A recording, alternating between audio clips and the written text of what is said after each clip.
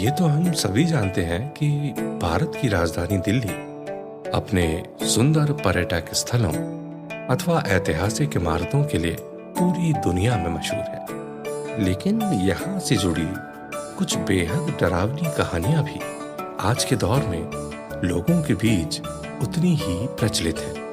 ये कहानी साल 1970 की है।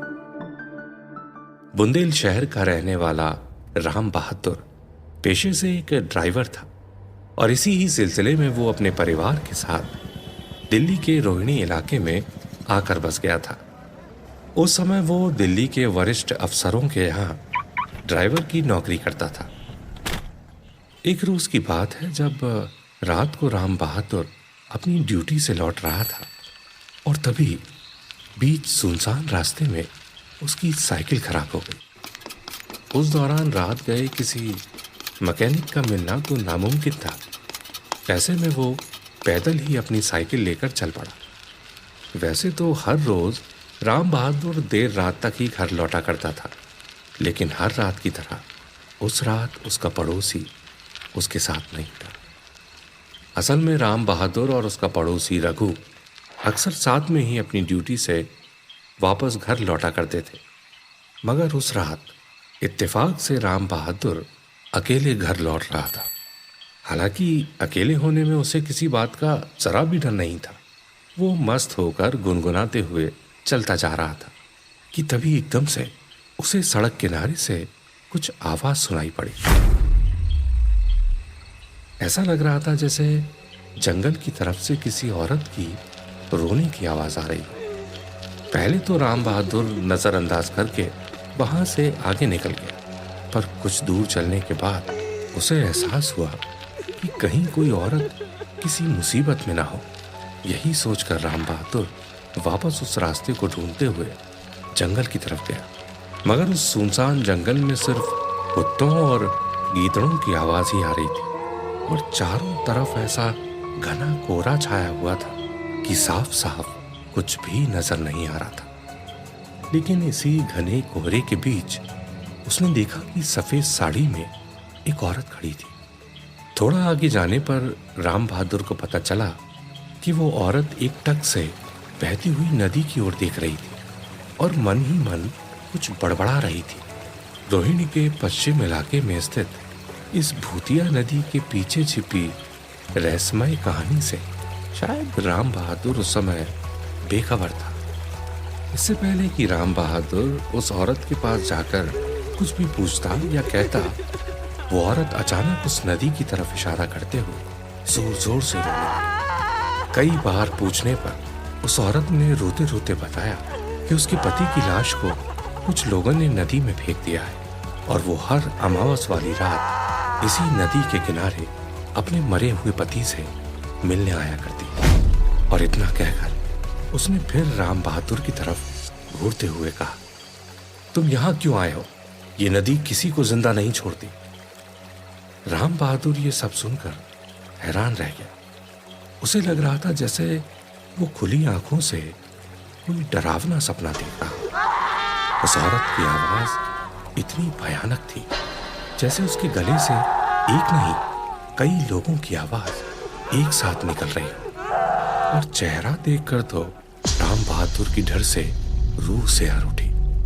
उस औरत का चेहरा पूरी तरह से सफेद था और अजीब काली आंखें देखकर लग रहा था जैसे कोई प्रेत आत्मा का शरीर हो। ये सब देखकर राम बहादुर धीरे धीरे अपने कदम पीछे की ओर बढ़ाने लगा, मगर उस नदी की तरफ जाना शायद उसके जीवन की सबसे बड़ी गलती थी।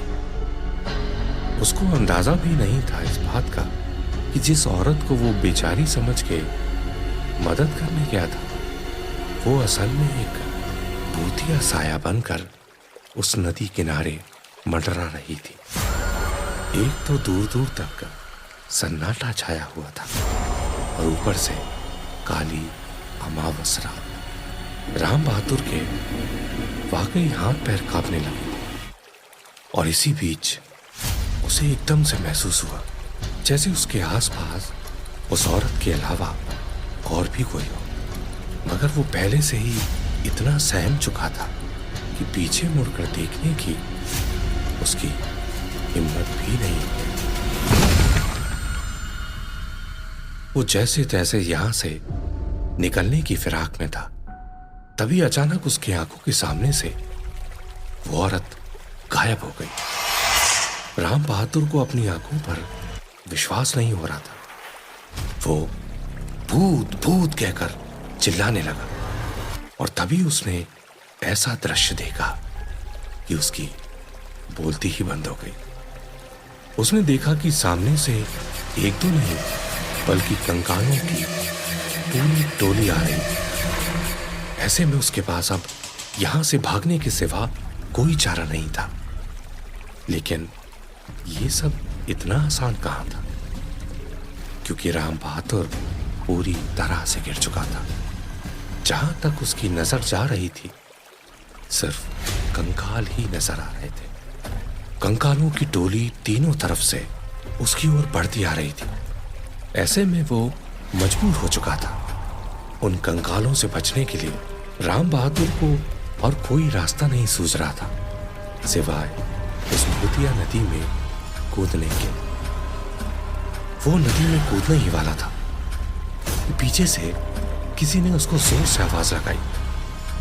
राम बहादुर ने चौंक कर जब पीछे मुड़कर देखा तो वहां उसका पड़ोसी रघु खड़ा था। दरअसल रघु देर रात अपनी ड्यूटी खत्म करके घर लौट रहा था। रास्ते में सड़क किनारे उसे राम बहादुर की साइकिल दिखी और तभी वो राम बहादुर को ढूंढते हुए नदी की तरफ गया। उस रात ऐन वक्त पर अगर रघु नहीं आता तो शायद राम बहादुर उस नदी में कूदकर अपनी जान दे चुका होता। उस पूरी रात तो राम बहादुर सदमे में था। उसको रह रहकर उस औरत का चेहरा याद आ रहा था। पर अगली सुबह जब वो उठा तो उसने अपने पड़ोसी से बीती रात हुए भयानक घटना के बारे में सब कुछ बताया।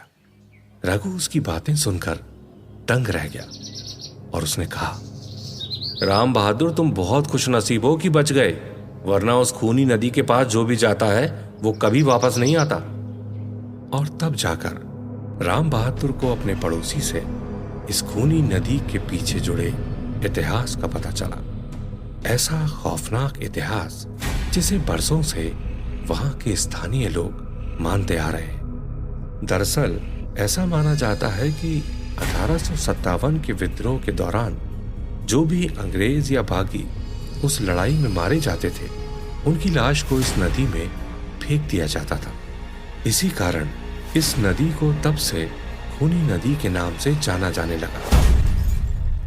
आज के समय में उस नदी के चारों तरफ सुंदर हरियाली और आसपास बेहतरीन नजारा है। लगभग दिन भर वहां हलचल बनी रहती है, मगर सूरज ढलते ही इस जगह पर पूरी तरह से रूहानी ताकतों का कब्जा होता है। कई लोगों का कहना है कि रात के समय नदी की तरफ से रोने, चीखने, चिल्लाने की आवाज आती है। आज तक जो भी रात के समय इस नदी के करीब गया है वो कभी जिंदा वापस नहीं लौटा। और रिपोर्ट्स के अनुसार अब तक कई लोगों की रहस्यमय रूप से वहां मौत हो चुकी है। इसलिए खूनी नदी से जुड़ी किसी भी कहानी को झुटलाया नहीं जा सकता। राम बहादुर अपने जीते जी उस अमावस वाली रात हुई घटना को कभी नहीं भुला पाया। यहां तक कि उस रात के बाद से वो फिर कभी खूनी नदी के रास्ते से नहीं गुजरा। ये सच है कि इस नदी से जुड़ी कहानी सदियों पुरानी हो, मगर आज चहल पहल के बीच में इस खूनी नदी को लेकर लोगों के मन में वही खौफ बना हुआ है।